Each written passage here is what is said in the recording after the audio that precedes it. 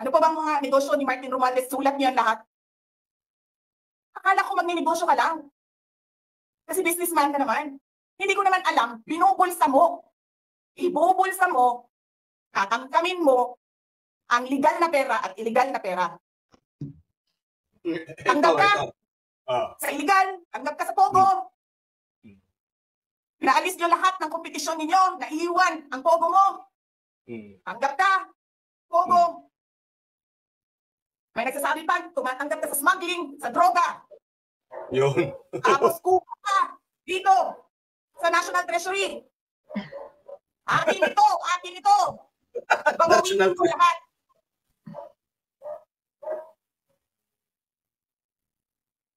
Masakit sa akin, Martin, hindi yung pagsira ng pangalan ko eh. Ang masakit sa akin, maalis mo man ako sa presidential race, hindi pa rin ikaw ang presidente. Walang bumoto sa iyo. Please lang.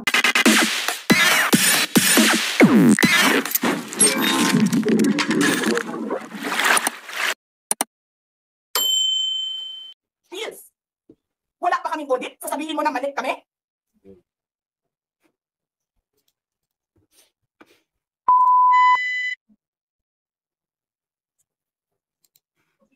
Hindi pa kayo nakakita ng kalaban katulad ko. Yun! Inulit na naman. Nagpigil ako na nagpigil. Kasi masama sa bayan. Hindi maganda ang political instability. Pinabayaan ko kayo sirain ng pangalan ko. Kasi I have nothing to lose. Sinira niya na siya. Wala na siyang ikakasira pa. Tapos ganito ang gagawin niyo. Hindi ko alam paano nakakatulong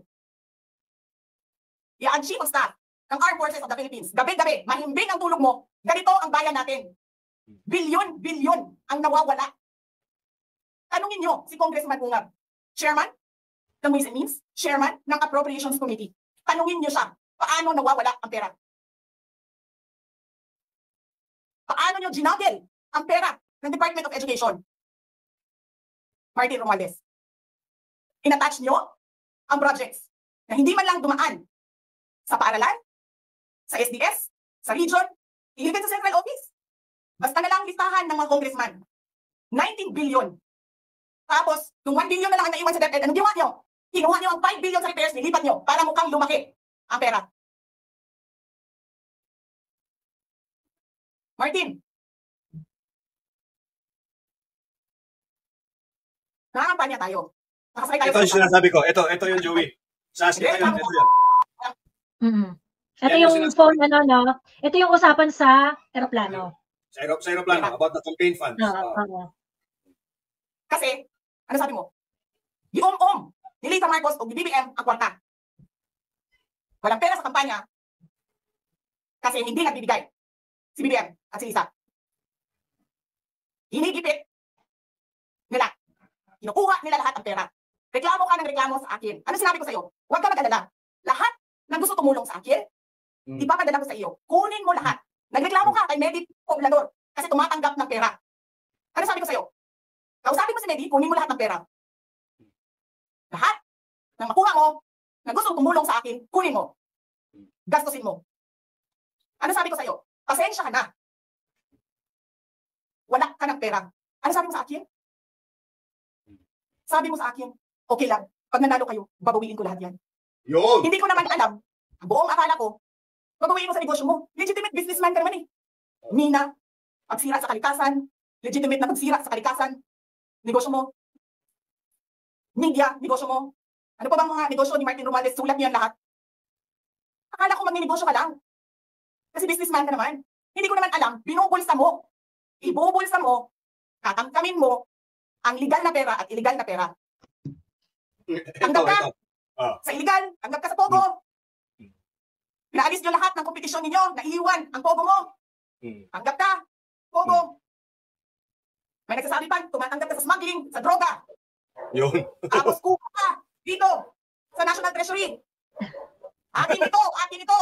Babawin ko lahat. Masakit sa akin, Martin, hindi yung pagsira ng pangalan ko eh. Ang masakit sa akin, maalis mo man ako sa presidential race, hindi pa rin ikaw ang presidente. Walang buboto sa'yo. Please lang. Wala. By the way, this reminds me, yung si Martin, meron niyang kalaban na babae. Kandidato ng PDP laban sa Tacloban. Sa Tacloban. Tacloban sila di ba? Tacloban to si Martin. Yeah, first district of Leyte. First district of Leyte. So, meron siyang kalaban, kandidato ng PDP. I'll get her name in a while.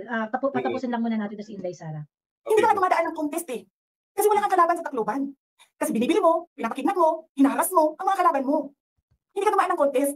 Ang alam mo lang, kasi mayaman ka, bibili mo lahat ng tao ng pera. Eh, problema mong tanan, kwarta naman inyo. There is nothing in you except money.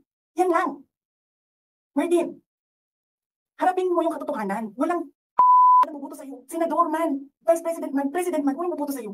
Hindi mo nga alam kung mananalo ka pa ngayon sa Tacloban Malamang hindi na.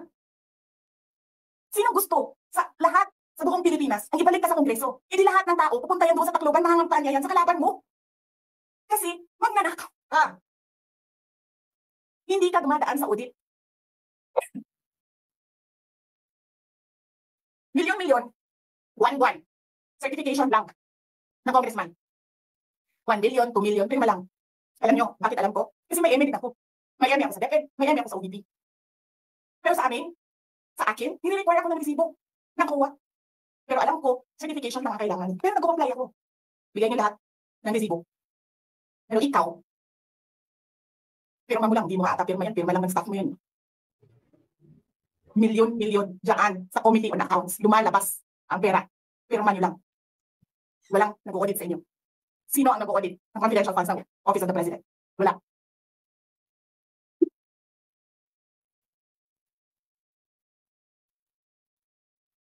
Yan ang Pilipinas. Yan ang bagong Pilipinas. Kriminal ang speaker. Bakit ko nasabi kriminal siya? Basahin niya yung kaso niya sa United States of America. Sinungaling, presidente. Double whammy pa. Hindi lang siya sinungaling. Hindi pa siya marunong maging presidente. Nagpresinta ka na magiging presidente ka. Tapos, hindi ka pala marunong.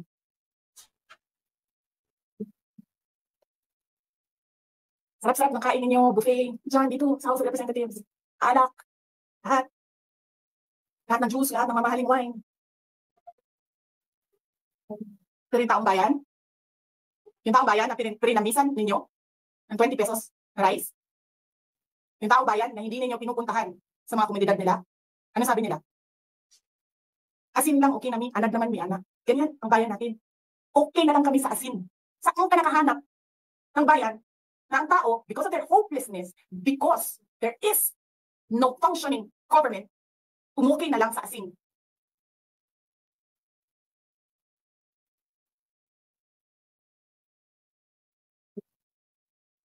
Buti na nga lang, abogado si Terry Lopez Kasi alam niya kung ano sasabihin niya doon sa mga pumasok sa kwarto niya. Na-take note, nagnakaw pa ng cellphone. Saan ka nakahanap? Papasok ka, nanakawin mo yung cellphone, dadalhin mo pa yung tao.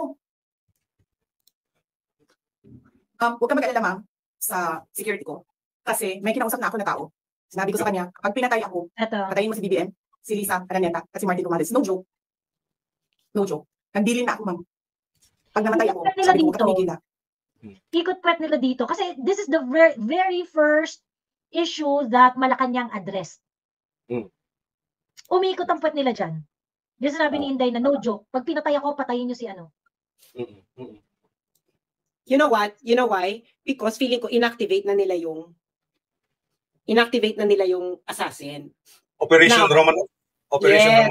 Roman. Yes, kasi pag inactivate mo na yan, kasi you would like to cut all communications na Activated na So, paano mo papahintuin yung tetegi?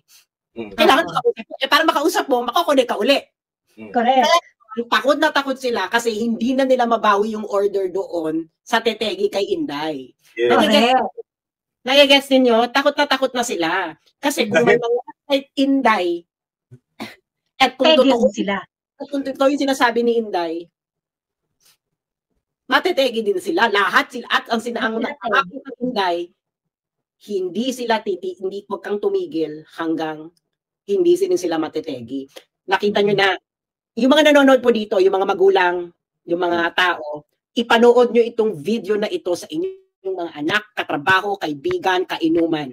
Because Inday is laying out the real conditions of the country. Hindi nyo ito maririnig sa social sa mainstream media. Buti nga, in-upload Manila Bulletin eh. Yes, yes. Bakit ito in-upload ng Manila Bulletin at ng iba? Kasi the system is cracking. Okay? The system is cracking. So ipanood nyo ito sa inyong pamilya. Papanood nyo ito. Ito ang totoong kalagayan ng bansa. Hindi ang sinasabi ni Bongbong Marcos. Correct. Joey and Sas. May marites yan si may marites yan si Kamentong doon sa kanyang live. May nagla-live to si Kamentong sa YouTube rin eh. Yes, Meron siyang chismis na, well, because, you know, he's friends with other media men also. Na talagang umaaray na sila. Yung mga, yung mga mainstream media organizations, umaaray na rin talaga sila sa kagaguhan nito. Of course, nakikita natin yung ginagawa nila na, kasi that's on the level of policy sa part ng mga mainstream media operators. But even them, talagang hindi na rin nila matake. So meron na rin sila mga sundot-sundot. Pero Joey and Sas, no? Because of this, no, at binigyan nga ito ng kaukulang exposure doon sa international mainstream media, no, na idiba yung frame, no, hindi tinanggal yung qualification na if, no, na kung ako ay patayin, no, tinanggal nila, no, ang narrative lang is yung public declaration daw na nag-hire siya ng assassin, kumbaga, no, to some degree, no. Pero I was curious about yung isang TikTok video ilang buwan na tinanong si Inday kung napaano yung right side of the leg niya, lieg niya, no, sa neck na may scar. At ano yata yun, sa birthday niya ata yun. At nakita ko pa nga na may post si Pulong noon na get well soon. At nung lumabas yung video na yun, nangyari yan before her birthday. Oh, at yun ang sabi kanina, no, na may threat daw, or it was an attempt on her life, no, by a certain personnel, na security personnel ni Inday. Ngayon, akala ko kasi Joey and Sas, biro lang yun ni Inday, yung video na yon na gusto nila akong gurgurin, pero hindi sila nagtagumpay, sabi niya. Hindi sila nagtagumpay. Pero nasa wall ko ngayon at talagang hinanap ko sa TikTok isang UNTV news footage na tinanong si Inday talaga, formally by a mainstream media reporter, kung ano daw ba ang ibig sabihin. At ang sagot ni Inday, hindi naman yun kailangang i-interpret kasi it's very straightforward yun. Gusto nila akong gurgurin at hindi sila nagtagumpay. Palabas. Ito yun. It is true. Alam na namin yan noon. Alam na namin yan noon. No? Alam na namin yan noon. Ngayon, ayaw ngang ni Inday kasi nga political instability yun eh. Totoong may attempt sa buhay ni Inday. Totoo. Wow. Grabe, no? Teka, so, nasa ano yun eh, nasa wall ko yan, Joey. Parang real ata yun. But in any case, no, I agree with Sas, no, at Inday, kasi it will create more political instability. And then, I think it will be spun na naman ng mga spin doctors ni Inday, no? Yan, Joey, yan. Ito, let's play it. Si Vice President Sara Duterte tungkol sa isang video kung saan sinabi nito na sinubukan umano siyang i-gurger o i-gurger? Sila nagtagumpay. Sa isang panayang kahapon sa Vice Presidente sa Cagayan de Oro City, natanong ng media kung ano ang kanyang ibig sabihin sa nasabing video, kung saan itinuro nito ang sugat sa kanyang leeg. Hindi naman nagbigay ng partikular na pangalan si VP Sara kung sino ang tinutukoy niya sa video. Hindi naman na siguro kailangan i-interpret yun, very straightforward yun. Tinanong ako kung ano yung sugat na nasa leeg ko at sinabi ko na subukan nila ako i-gurgur pero hindi sila nagtagumpay. Sino ba yung sinabi? Silang lahat. Wow. Ayun. So literally talaga. Tapos yung video, we're asking at that time. Oo, tapos walang gustong mag-investigate. Bakit walang gustong mag-investigate? Wow. Ayun. Sabi niya na si Katonying bumigay na rin sa administration. Guys, humihingi naka-address yung problema ni Katonying sa presidente. Oo. So parang ang feeling ni Katonying, i-address ng presidente yung mga problemang inaano niya, ihinahangin niya. Parang, okay lang rin yun, nag-call out si Katonying, pero I don't think bumaligtad siya or whatever. Kailan yan? Kailan yung video na yan? So, kahapon nata yan, Sas? Parang kahapon. Bakit wala akong makita? May ano lang naman, parang kino-call out ni Kato Nying. Ayaw ko i-play yung video ni Kato Nying kasi Hindi, yung video ni EB. Yung video ni EB. Kailan to? Nang alin? Ang UNTV? Nasa kahapon, kanina lang niya pinost. Kanina lang yan, sir. Kanina lang. Yung UNTV? Oo, yung UNTV na clip. Ayan. Ayun, so, ang sabi ni Kato Nying, napanood ko yung nagrereklamo si Kato Nying dahil sa laki ng katkong ng mga tao. Ganyan. And dumihingi siya at sinasabi niya na dapat gawa ng paraan ni Bongbong Marcos. Diyos ko po, dating-dati pa. Tingin, it is sanctioned. Inalaw yun yung policy ni Bongbong at saka ni Lisa. So parang for me, medyo nakukulangan ako doon sa sinasabi ni Kato Nying. Kasi sila Bongbong ang problema. Hindi yung mga tao doon sa baba. Yung mga tao sa baba, gagawin lang nila kung ano yung policy ni Bongbong, ano yung utos ni Bongbong. Yung katkungan, ay Bongbong galing yun. Sa gobyerno niya galing yun. Diba? So parang, siguro hopeful pa si Kato Nying na may magagawa pa si BBM. Parang, puta ka na, dami-dami ng issue na may control si Bongbong Marcos na wala naman siyang ginagawa. So parang, I think hindi pa bumibigay si Kato Nying, ano? I think si Kato Nying, hopeful pa siya na BBM can actually fix this. We are way past that. The boat sailed long time ago. Doon sa, yung pag-asa na may gagawin si Bongbong Marcos dito sa mga kagaguhan sa gobyerno natin. It's not gonna do anything. Or baka namamangka na rin si Kato Nying sa dalawang ilog, Joey. Baka nakikita na niya na papalubog na yung barko ni BBM. Nagpalabas niya ng I think it's coming from, Kuya, I think it's coming from the pressure from INC. Because INC people are fed up eh. Maybe. INC people are fed up. INC to si Kato Nying eh. Pero on his own, and I think, baka, I do not know, hindi ko masabi, but my observation doon sa sinabi ni Kato Nying, hindi naman siya parang all in. Parang namamag-asa pa siya kay Bongbong. Ganon. Parang for me kasi, yung chance na merong gagawin si Bongbong dito sa na to, it sailed long time ago. Wishful thinking yan, Joey. Wishful thinking. Pero yeah, I'll take it. Kina-call out yung mga corrupt activities sa yung mga katkungan dyan sa customs, ganyan. Dati namang may katkungan talaga dyan, diba? Alam ko ba, call out yung katkungan sa customs. Anyway, go ahead. Ayun. Okay. Hanggang hindi mo mapatay sila. And then he said yes. So, alam mo ma'am, yan ang lagi kong sinasabi sa kabayan daw. Nung mayor pa ako. Ang laban, wala dyan sa mga highway yan. Ang laban ma'am nandun sa loob ng palasyo. Yan ang problema. We appreciate yung expression ninyo ng disgust, ng pagkamuhi, ng hopelessness, kasi it reflects kung ano yung nararamdaman ng marami, milyon. Alam ko yan ma'am, kasi kahit saan ako pumunta, ako ang sinasabihan, binoto namin yan dahil sinabi mo, iboto namin. So, yes, ma'am. Maraming salamat sa ginagawa ninyo. Dahil sa ginagawa ninyo, I'm sure nakikita yan ng taong bayan. Na-appreciate nila yan. Marami sa ating mga kababayan ang gusto sumali sa inyo. Pero sa sobrang hirap ng buhay ngayon, hindi nila maiwanan yung mga trabaho nila at hanap buhay nila para pumunta sa daan. Bakit sila naghihirap? Bakit? Dahil sa gobyerno. Di ba dapat yung gobyerno natin ang nagpapagaan ng buhay ng tao? Bakit ang gobyerno natin ang nagpapahirap lalo sa tao? Kasi gusto ba nila lagi na lang mahirap ang mga tao para madali mapasunod?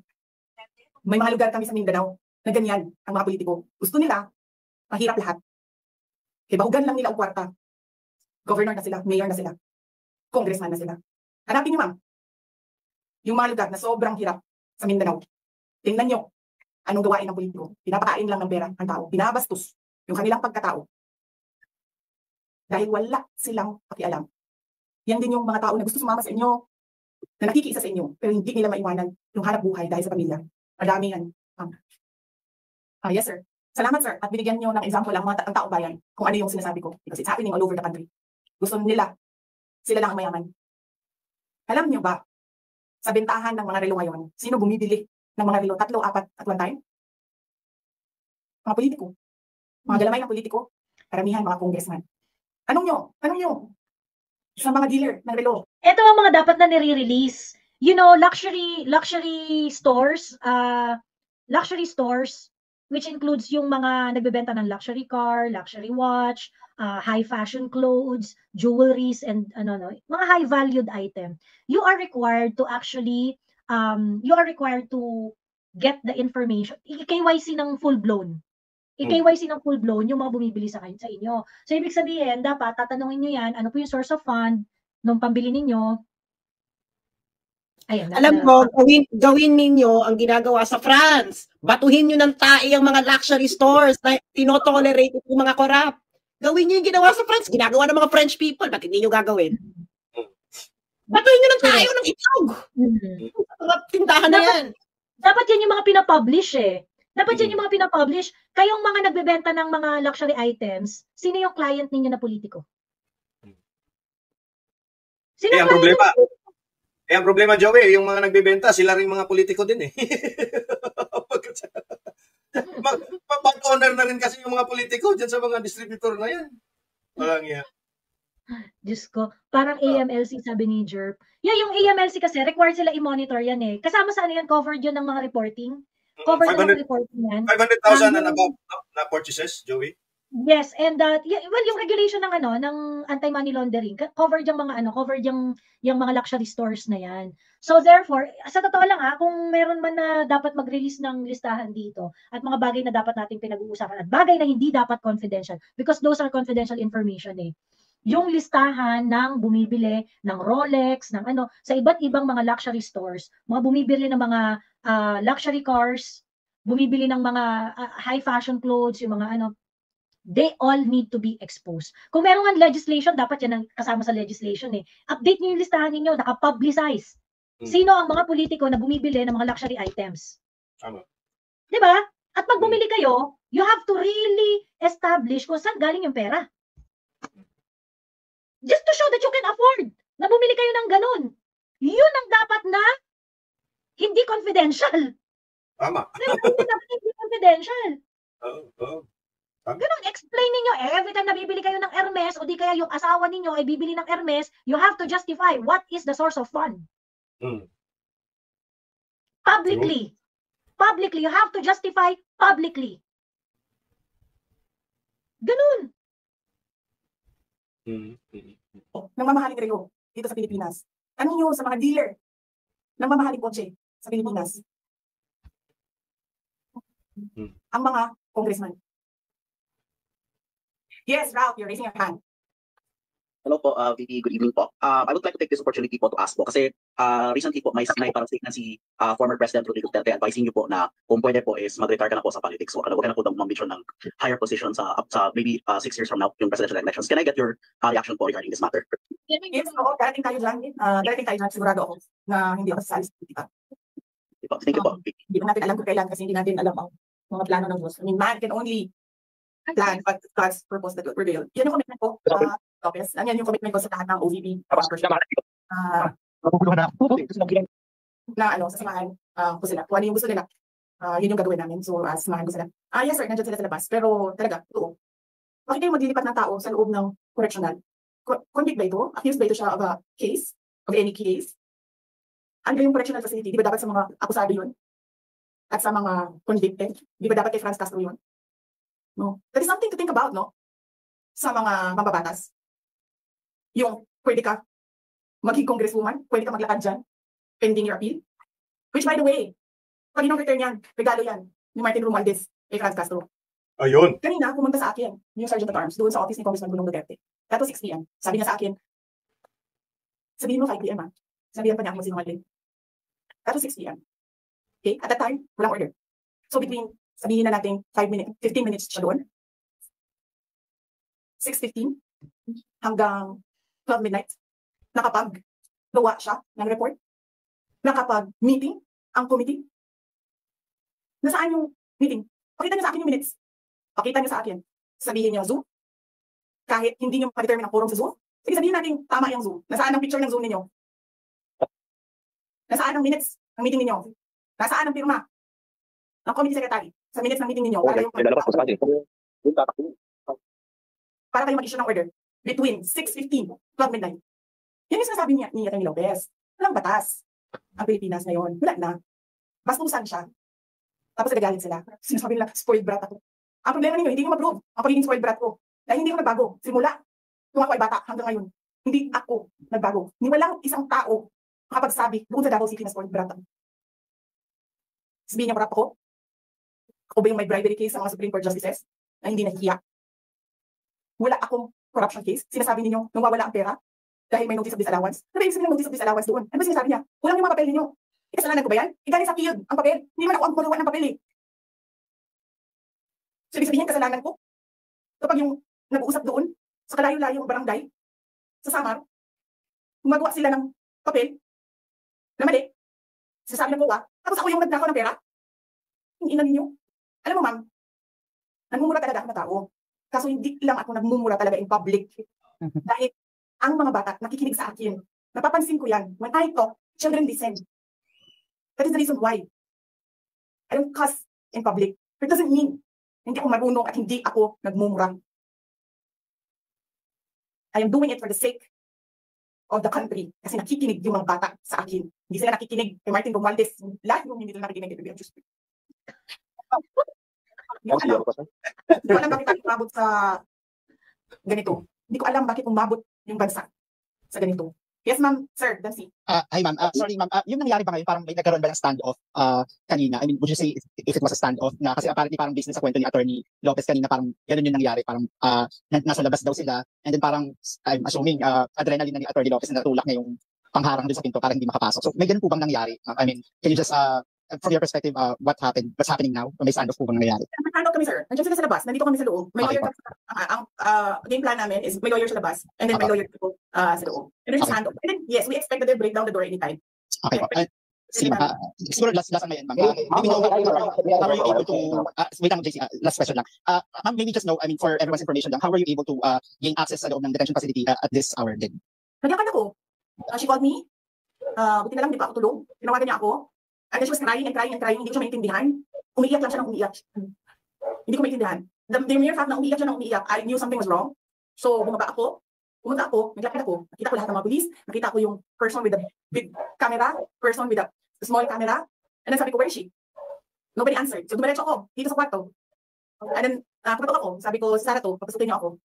And then she said na, I want you to be my lawyer. Now. And then I said, okay, sige. Okay, ma'am. Thank you. May I interrupt? I was just informed by some members of the media station here at these TV stations which napapasok daw dyan ay si tatlong sakyan carrying EPND Marville. Sa loob ng detention facility. Ito na nga, parang nagalabas. Yes. Alam nyo, the police can only implement legal orders.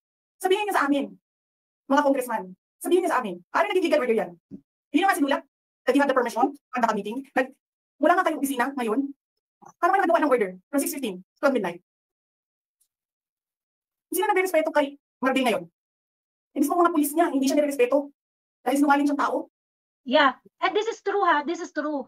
Nung nag-rally kami sa veterans, nung nagpunta ako sa veterans, may lumapit sa akin na police major. At sinabi niya na, Miss Joey, I am this and so, blah, blah, blah, blah, blah, ganyan-ganyan. We are monitoring this event. I would just like to let you know that marami sa PNP are disgusted with what is going on.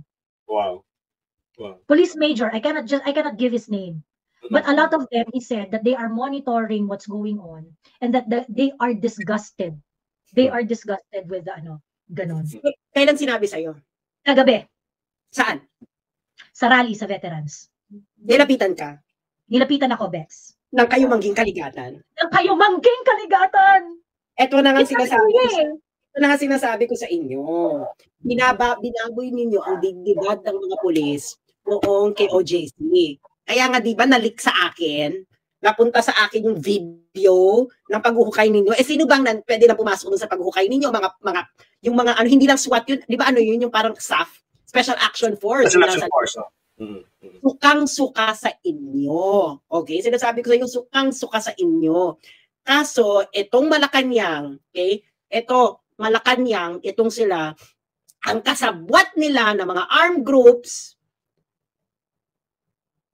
mga kriminal, yung mga gangs. Yung Indian. Sino to? James Kumar. Si James Kumar ay isa itong kriminal. This is a guy na takot dyan ang mga Bombay kasi yaan ang parang mafia ng India. Kakampi nila ang mga mafia. Kaya hindi makakinis. Kaya nga, itong si JPE, kung honest ka, sinasabi niya magiging madugo. Magiging madugo talaga dahil ang kakampi ng mga putang inang yan nasa Malacanang, mga kriminal, mga gang. Kriminal ang mga kampiya, mga mafia. Kita mo si RJ, bakit hindi ito nagsasalita? Di ba? Bakit hindi siya ba't di niya tinitira si Inday? Dahil alam niyang mali ang nangyayari. Sinasabi ko may konsensya pa niya kahit paano. Hindi niya pinagtatanggol si Marcos. Di ba? Bakit? Alam niya ang baho ng mga yan. Nakikita niyo? Wala siyang pakialam, di ba? Eh siguro kung ano na lang, for ano na lang, kaibigan niya yung mga Marcos, hindi lang siya sasalita. Hindi rin niya matira sa Inday. Hindi ba? Hindi matitira. Dahil alam niya mali yan. Kaya ito si RJ, no? Alam mo RJ? Bago ka matigi, kung matitigi ka man, atonement. The word of the year and the next 7 years is atonement. Philippines is now going to a period of atonement. Why? Because we didn't do the right thing in the past. Kaya tayo bilang isang bansa. Kaya itong 7 years atonement. Correct. Sas, and this is very, very important aspect of history. Yung period na malalaman mo na nagkamali ka at pinagbabayaran mo yung pagkakamaling yun. It's very important. I mean, kaya nga ano yan eh. Kaya nga naging konsepto yung atonement sa Christian belief eh. Because it's very important that you really pay for your sins. Tama. Yes, it's atonement time. Atonement time. Yun ang... And when you do atonement, eventually, people will give you absolution. Yes. Yun yung next doon. Yun yung next doon. But you have to have... Ayoko pang pumunta doon eh. Yes. Pero yun yung trajectory niya, no? Na ganun because mangyayari. That's the only purpose of having an atonement, no? Nag-a-atone ka, hoping that in the future, you will be granted absolution. So, this is what Inday is doing now. Pero hindi, ang absolution yan kasi, Ibi, is historical. Just like atonement is a historical act, absolution is also historical. It's not gonna happen in our lifetime. It's not. You need to atone. If you are a person with integrity, you have to atone for your mistakes. Now, the country, if it doesn't wake up, doesn't atone in the next 7 years, then the next generation will then suffer for the mistake and the lack of courage of our generation to atone for its mistake. Kaya atone. Kaya ito, ipanood nyo ito, video na ito sa inyong mga anak so that your children and or grandchildren, so that the future generation after them would see that not all are asleep at the time of their ancestors. And Inday is not asleep. Right. Correct. Ayan. Yes, Ma'am Lorraine, you're raising your hand. Ma'am, Vice President, good evening. Sorry, ma'am. Sorry. Yes, ma'am. Doktor, yung ambulance, ayaw nila papasukin. Si Marbil, who has nothing to do with this thing here ngayon, papasukin nila. Oh, yan ang tanong namin. Saan batas dito? Batas ni Martin Romualdez lang lagi. Yun. Ayun. Natapos na. Natapos I think that's the time na after niya nagkaroon na ng hysterical na at nag-collapse na at naubusan na ng lakas si Attorney Lopez. I think I had the footage na pumapasok yung mga yung Super Grandia, yung mga luxury cars. Yeah, I saw that on your live. In-stream ko nga yung live mo noon eh. Yung Grandia, isang high ace at saka isang Grandia at saka isang Innova. Super Grandia at saka isang Innova. Ayan, high-end na Innova na sunod-sunod. And it looks like yun yung Alphard. I saw an Alphard. White Alphard. Oo. Alphard ba yung isa? Oh, yata. Basta tanda ko yung Super Grandia. Ayun. Okay, yon. So, this is a very, very important live, no? And I hope that we were able to cover everything. And ang daming nagtatanong ng update, ang daming nagtatanong kung anong gagawin natin. In this live, inisa-isa namin yung bawat transgression ng House of Representatives, lahat ng mga binunyag ni Inday, lahat ng, it's a lot to process. Yung sinabi na yun ni Inday, yun na yun ang kalagayan ng bansa. So please, share it with your friends, share it to the people you know. Okay, meron akong suggestion dahil sabi nga ni Inday, hindi naman makakalabas yung mga yan. Gawa tayo ng campaign, no? Postcard campaign. Ngayon, yung postcard na yon, mag-isip ako ilalagay, ipapadala sa lahat, sa mga schools. You have to flood them with all these calls. No? Parang ganun ang ginawa ng Amnesty International nung nag-umpisa pa lang yun. Postcard, flood them hanggang mapuno yung mailbox nila, hanggang yun na lang ang nababasa nila. Flood them with that. So let's think about that. No? Yes, yes. Yeah. Okay, we need to be creative kasi hindi natin alam. Dahil hindi militar ang titira sa inyo pag lumabas kayo ng kalsada. Kaya malagi mag-ingat kayo. Kriminal, mga mafyang kasabwat ni Lisa, Bongbong at Martin. That is the truth. So we need to be creative about our resistance dahil ang bababoy ng mga ito, ang kalaban po natin ay naka-cocaine. Tapos it's organized crime sila. Joey and Sas. They are not ordinary. I can print the letters. I can print the letters and I can distribute it to everyone. Hindi gawa ka sa postcard, hindi siya letter, postcard lang siya, tapos ipapadistribute. Pero sulit ako ay we need to put kung ano yung design ng postcard, no? Yes, and, okay. Sige. Postcard lang siya. Sige, activate na natin ang mga i-activate na natin ang ating graphics team. Yes. Ayan, graphics team, i-message nyo na ako. Ayan, meron ding presenta ng isang gumawa ng I Am Not Filipino for Nothing na ang ganda-ganda. Hindi postcard, naka-address ito sa media. Bahala na kayo kung sa inyo ipapadala, toka-toka. Basta tuloy-tuloy yan. Magpapadala ka everyday hanggang mapuno yung mailbox nila. Dahil nakakasuka na itong mga to. Ako wala pakialam po si Sara o presidente o hindi. Tangina, ang baboy nito. This made Lenny 1,000% better than this one. Yes. Yes. Tama. Lenny will make unsound decision for sure. But I don't think Lenny is going to violate rule of law. I don't think she's going to, alam mo yun, I don't think she's going to blatantly disrespect the rights of others ng kagaya ng pag-disrespect ng attorney Tita. I think Lenny might not be the sharpest tool in the shed, but Lenny doesn't have in her DNA to be this brutal, cruel criminals. Because Lenny has no history of being like that. No, she might not be the sharpest tool in the shed. My God. Correct. I'm saying this now because, I malaking pagsisisi ko dito. If I could just go back, I could have, who would know? No? Who would know? Ang promise ng mga to, hindi siya mag-a-agree doon sa blatant violation, blatant disregard of rules, ganyan, yung mga blatant na, yung magpapaharang ng ambulansya, alam mo yung magpapaharang ng ambulansya, ganyan. Or yung ipapakontempt ang hindi gustong marinig yung hindi marinig ang gustong marinig ng mga nasa house, di ba? Correct. I think maglalabas ng statement yun kung si Lenny yung presidente at si Martin ang speaker. And I think Martin will have a very slim chance of becoming speaker kung si Lenny ang naging presidente, no? And I'm not saying this to patronize Lenny, it's just a point of comparison between a Lenny presidency and a BBM presidency, which is a million times worse than the worst of a Lenny presidency. Pero if I Lenny presidency would be like a Pinoy, but a better one than Pinoy. No, a better one than Pinoy, pero para galing yung trajectory. Right. Itong presidente. Ito talaga mas malala pa sa tatay. Mas malala pa? Honestly, tama.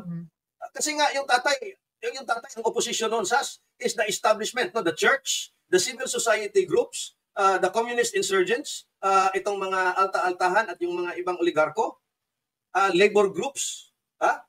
Ngayon wala na eh.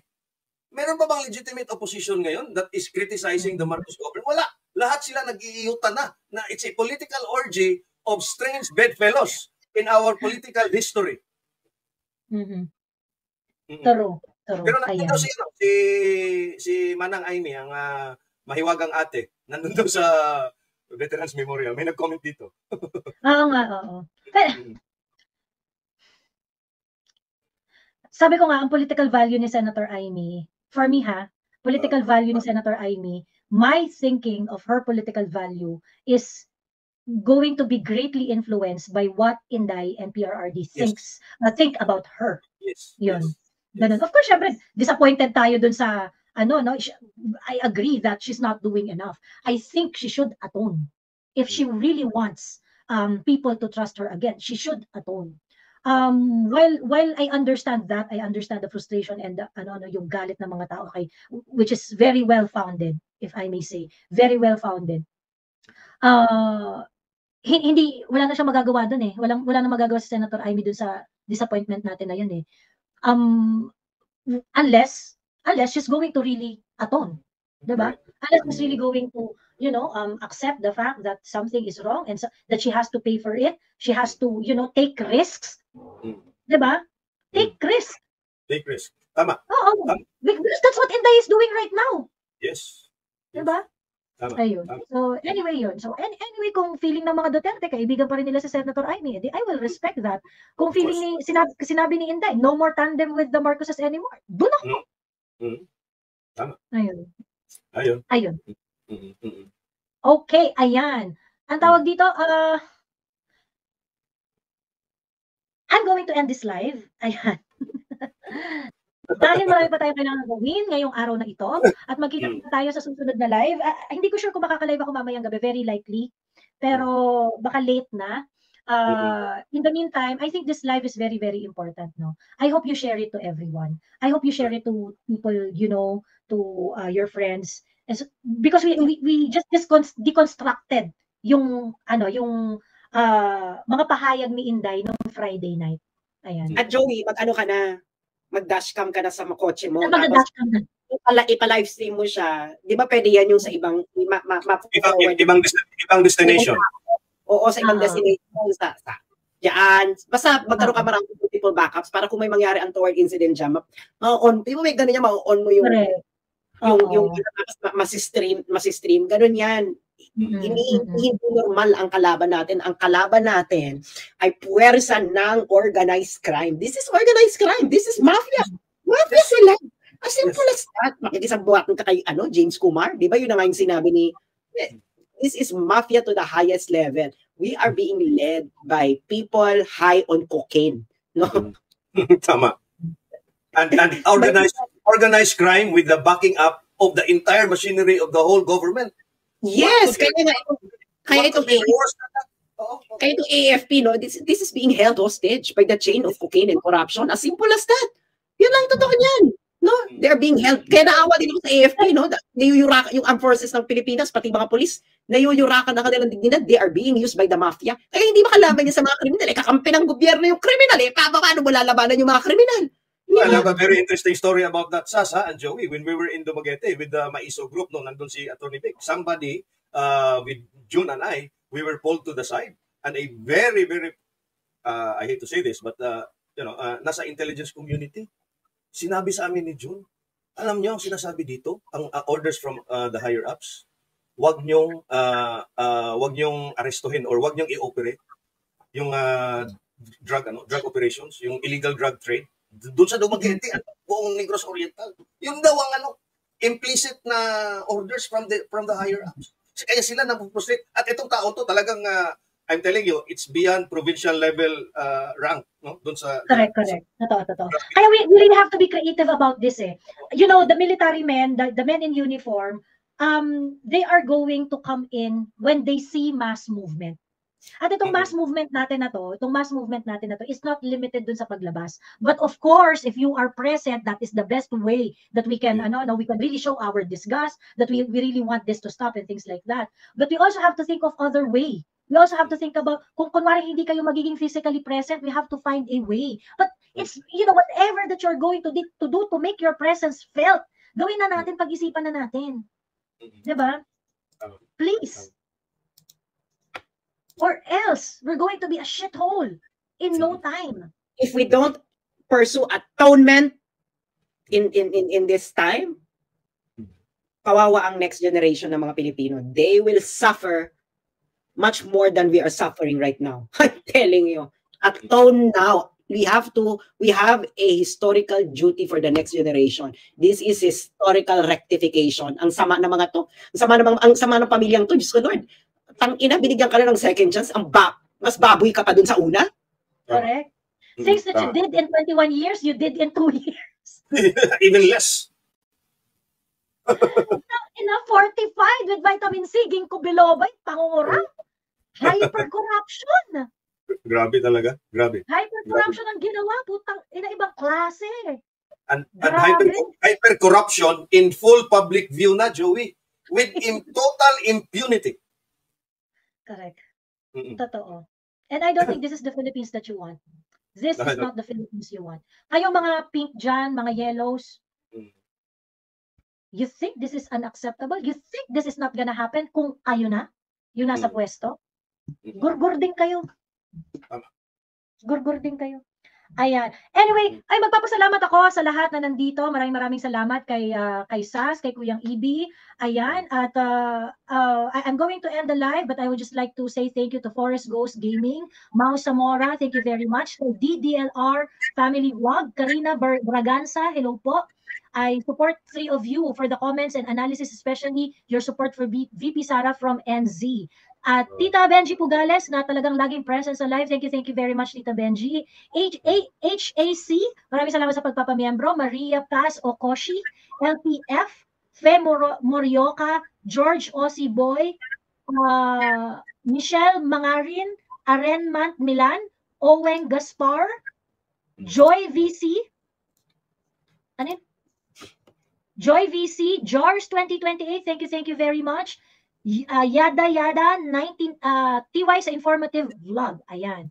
BEJD Skincare Essentials. Thank you.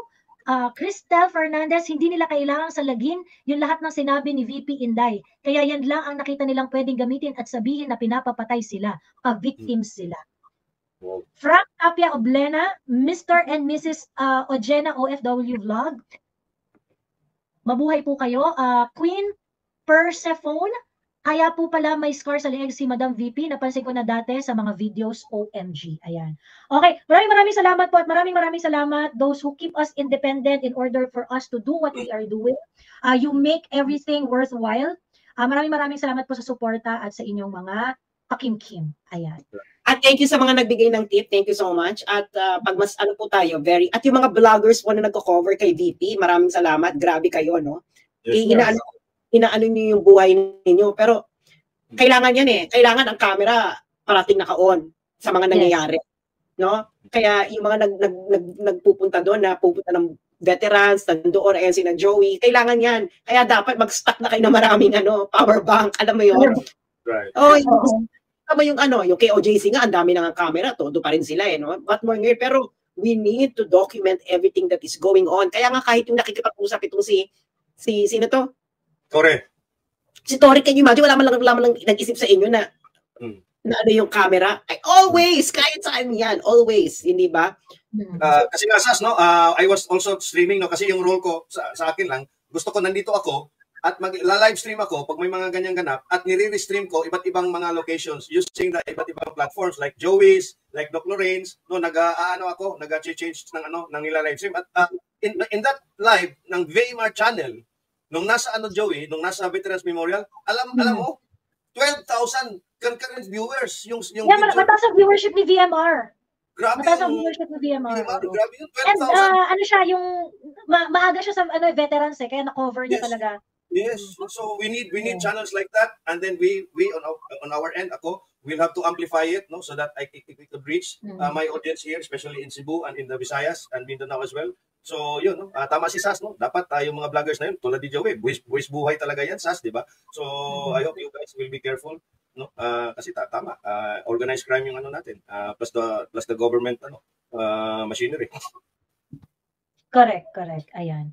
Maraming salamat and see you next time. And paglaban natin, let's take our country back from this corrupt buhaya. All right. Thank you. Bye everyone. Bye.